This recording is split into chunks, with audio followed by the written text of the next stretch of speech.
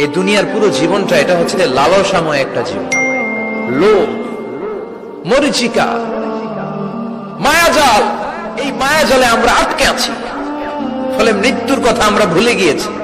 পাগলের মতো ছুটছি, আরো টাকা লাগবে, আরো খ্যাতি লাগবে, আরো যশ লাগবে, আরো দাপট লাগবে। আমার এত টাকা দিয়ে কি হবে?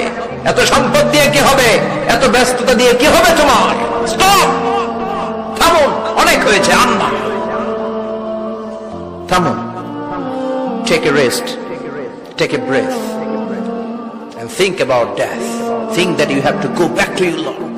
একটু বসেন না, একটু ভাবেন যে আমাকে চলে যেতে হবে, চলে যেতে হবে। এই কোলাহল, এই ব্যস্ততা, এগুলো থাকবে, থাকবো না আমি।